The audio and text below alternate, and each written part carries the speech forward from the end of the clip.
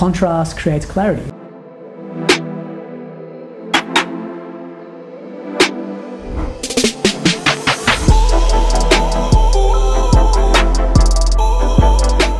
You don't find anything.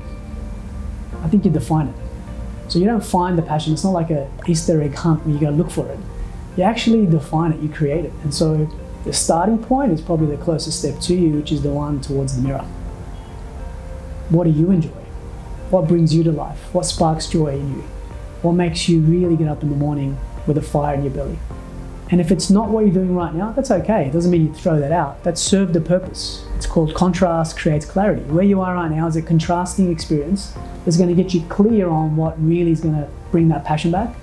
But it really starts with having, as crazy as it sounds, and I do this all the time, real raw conversations with yourself. And you'll be surprised within 5 minutes of sitting in a room that doesn't have any interactions in social media or TV or another human being, and you just ask yourself a couple of thought-provoking questions like, why am I stuck? Really, why am I stuck? How did I get here? Because things don't just happen overnight, you know, it's not an overnight process, it's a cumulative thing. So starting with yourself and asking yourself the tough questions usually gives you pretty clear, actually crystal clear instant answers for free. You don't have to do a coaching course for that, you don't have to do an event seminar, you don't have to do any study, read any books.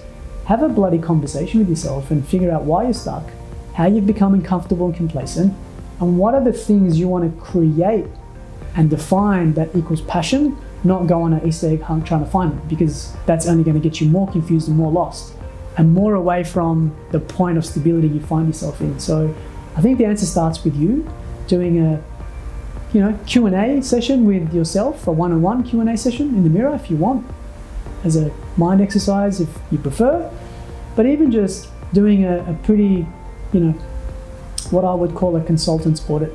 Pretend you're a consultant coming into your business with fresh eyes or coming into your life with fresh eyes. What are the 3 things that are going really, really well? And what are the 3 things that aren't going well? And if you can't intellectually answer that, that's okay. Some people struggle to get in their heads. Get into your heart. Your feelings will never fucking lie to you. If it feels good, you're probably in flow 90% of the times, and I'll talk about that in a sec. And if it feels bad, you're probably going into resistance and it's not for you, and you're forcing things 90% of the times. Now, why 90%? Because that 10% sometimes is just biochemistry. Sometimes doing what feels good is not the right thing to do. We know that. It could be food, it could be addictions, it could be, distracting yourself with alcohol or going out, whatever it might be. And sometimes doing the right thing feels freaking horrible. And I don't need to go into examples about that. So in a nutshell, if you're stuck, you are the CEO of not only your own business, but you're also the CEO of your own life. And it starts with you. Have that conversation, get honest to God, honest about why you are where you are, and start defining the things that are going to spark joy in life and passion back into it. Just go get it, just go after it.